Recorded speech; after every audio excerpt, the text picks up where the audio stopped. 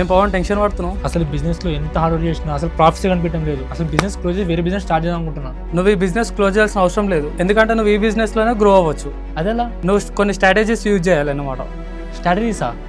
మీరు బిజినెస్ లో ఫుల్ గా వర్క్ చేస్తున్నారు కానీ ఇంకొంచెం ఎక్స్ట్రా మనీ ఎర్న్ చేస్తే బాగుంటుందని అనిపిస్తుందా? అయితే నేను చెప్పేది వినండి, మీ సేల్స్ ని నెక్స్ట్ లెవెల్ కి తీసుకెళ్తారు అనమాట. Welcome to 30 Days business growth strategies series day 8. మీరు ఏదైనా కొత్తగా చేయడానికి ఆలోచించే ముందు ఈ స్ట్రాటజీస్ ని ఇంప్లిమెంట్ చేయండి, మీ రెవెన్యూ ఆటోమేటిక్ గా పెరిగిపోతుంది అనమాట.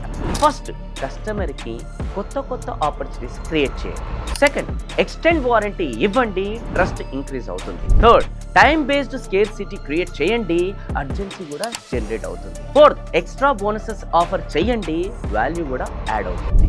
ఫిఫ్త్, ఫెస్టివల్ వచ్చినప్పుడు ఫెస్టివల్ ఆఫర్స్ ఇవ్వండి, పీపుల్ ఎమోషనల్ గా కూడా కనెక్ట్ అవుతారు. Sixth, free 1-to-1 calls offer చేయండి, రిలేషన్షిప్ బిల్డ్ అవుతుంది. సెవెంత్, రీఫండ్ టైం కొంచెం ఎక్స్టెండ్ చేయండి, కాన్ఫిడెన్స్ కూడా పెరుగుతుంది. ఎయిత్, కస్టమర్ కి చెప్పండి రిఫరల్స్ ఇస్తే పర్సంటేజ్ షేర్ చేస్తామని, అప్పుడు వాళ్ళే మీ సేల్స్ టీమ్ అవుతారు. నైన్త్, ఎగ్జిస్టింగ్ కస్టమర్స్ కి స్మాల్ గిఫ్ట్ ఇవ్వండి, ఆ మూమెంటం ని సోషల్ మీడియాలో షేర్ చేయండి, విజిబిలిటీ కూడా పెరుగుతుంది, సేల్స్ కూడా పెరుగుతాయి. 10th, ఫీడ్బ్యాక్ ఫామ్ ఫిల్ చేయించండి, అప్పుడు మీ ప్రోడక్ట్ ని వాళ్ళు ఎందుకు కొన్నారని క్లారిటీ అనేది వస్తుంది. మీ నెక్స్ట్ ఆఫర్ దాన్ని బేస్ చేసుకొని ప్లాన్ చేయండి.